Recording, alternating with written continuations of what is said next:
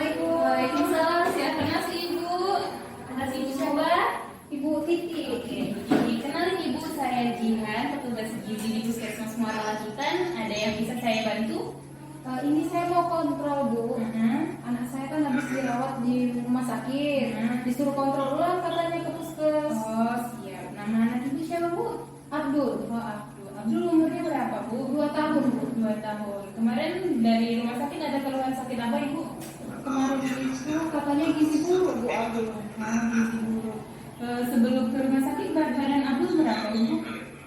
7 kilo berapa ya lupa saya. Tapi waktu pulangnya dibilangin 7,5 kilo gitu beratnya. Tadi dari sini ada di kamarnya, Ibu? Udah 7,8 Bu. 7,8. Alhamdulillah udah naik ya. Ini asin nggak, Bu, waktu itu?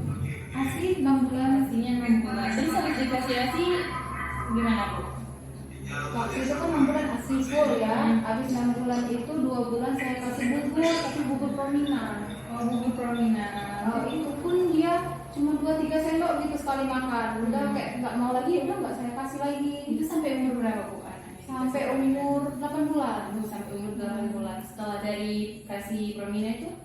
Terus dari 8 bulan sampai umur 1 tahun apa ya, kurang lebih 1 tahun, saya kasih bubur tepung karena anaknya kayak udah nggak mau kan bubur Promina, kasih bubur tepung aja gitu. Cuman tak bubur tepung aja ya, Bu? Iya. Itu sayur nggak, Bu, selama dikasih tepung bubur tepung itu? Enggak dok, Bu.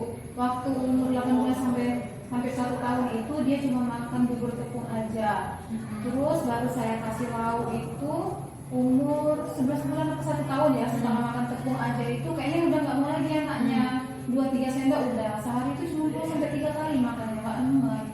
Terus saya kasih lauk tuh kayak kita kan, tapi ya gitu kurang juga makannya, cuma 2-3 sendok juga. Untuk frekuensi makannya, Ibu gimana biasa ngasih frekuensi makan setelah keluar dari rumah sakit? Kan dari rumah sakit kemarin tuh Mbak dapat ini apa itu bubuk itu ya? Oh, iya. Yang makanan dari itu katanya sama dokter disuruh kasih 5 kali sehari. Ya saya kasih mau anaknya, tapi biasanya yang malam tuh suka nggak habis. Mungkin udah kenyang kali ya. Oh, jadi gini ya, Bu, itu kan untuk kalori tambahan anak Ibu. Jadi makannya itu kalau nggak habis dibarengin sama makanan lain. Yang lain makan kan anak Ibu? Makan bareng, makan yang kayak makan nasi, udah kayak makan nasi kan? Mau sih, tapi yang masih lembek, tapi nggak banyak. Enggak. Itu untuk tekstur makanannya boleh disamain udah, Bu, kayak makanan kita, makanan keluarga. Terus kalau misalnya anaknya nggak mau makan, itu saya dikasih berapa sendok, setelah itu frekuensinya jangan disamain kayak kita, Bu. Kalau kita kan biasa 3 kali sehari, anak bisa lebih dari 3 kali sehari, mungkin dia 2-3 jam itu dikasih makan lagi. Yang penting sampai ke kebutuhan makannya.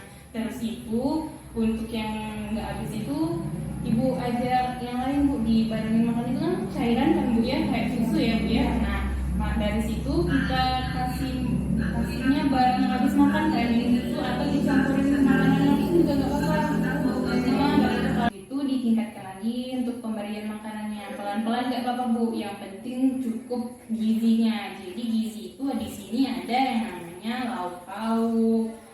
Gizi seimbang. Jadi ya di gizi seimbang itu ada lauk pauk, ada makanan pokok, ada sayuran dan buah. Kalau misalnya anak Ibu nggak mau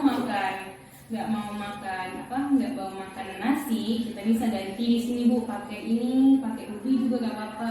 Anak-anak suka makan jagung nggak apa-apa, dikasih jagung. Ini ada kentang kan nggak apa-apa, Bu. Itu biasanya untuk porsi anak itu tuh 50 gram itu sama kayak gini, Bu. Nah, segini porsi. Biasanya anak Ibu sekali makan itu setengah porsi ini ya. Iya, nggak habis. Mungkin setengah porsi kan, ya apa-apa diganti. Ini ada kentangnya, Bu. Ini kentang direbus, dikukus atau digoreng nggak apa-apa, Bu. Ini kalau untuk anak satu buah gini, 1 buah atau setengah buah kentang ini juga nggak apa-apa. Terus selain ada sumber energi, anak itu perlu sumber protein. Protein itu ada 2, Bu, ya. Ada protein nabati sama protein hewani. Ini apa, Bu? Ini untuk lebih meningkatkan berat badan anak Ibu. Karena kalau cuma makan nasi aja, anaknya gemuk aja, berat badan nambah, tapi tinggi badan dan massa ototnya gak naik. Jadi kita perlu protein nabati dan protein hewani. Di sini ada ikan kayak gini, Bu. Ini anaknya dikasih makan ikan. Atau anaknya suka makan telur, suka nggak makan telur? Kasih makan telur nggak apa-apa, Bu. Terus itu ada tempe atau tahu. Nah, tempe sama tahu ini pilih porsi itu bisa setengah ini kalau untuk tempe, kalau untuk anak, kalau tahu satu ini nggak apa-apa bu. Terus anaknya suka makan buah atau sayur enggak?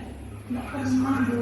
Anak itu dicoba untuk makan sayur, ditambahin makan sayurannya ya bu ya. Sayuran itu karena apa? Karena di sayur dan buah itu ada yang namanya antioksidan dan vitamin mineral. Jadi anak itu juga gampang sakit kalau makan sayur dan buah. Untuk sayur dan buah itu porsinya bisa sama kayak jumlah porsi ibu kasih makannya. Misalnya nasinya tadi setengah mangkok ini ya. Nah anaknya sayurannya setengah mangkok ini. Tapi kalau buah nggak apa-apa bu, bebas saja kalau ada saran dari saya ya bu ya. Terus anaknya biasa makan sendiri atau disuapin bu? Masih disuapin bu. Kan anaknya udah 2 tahun ya bu ya.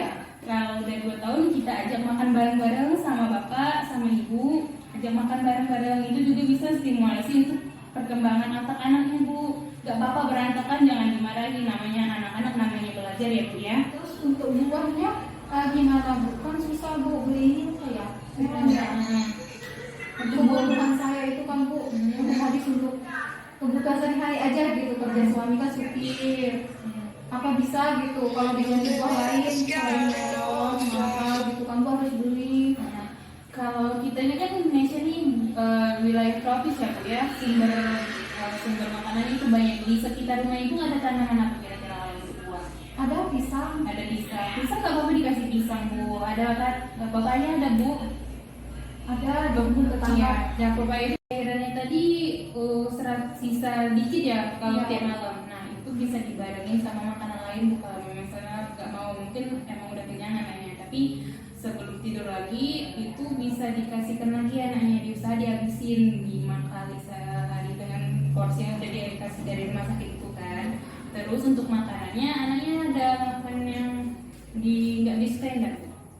Kalau si adek itu sukanya yang lembek aja. Suka yang lembek. Kalau ngemil-ngemil gitu nggak mau Nggak dia. mau. Kalau jajan-jajan mau bu?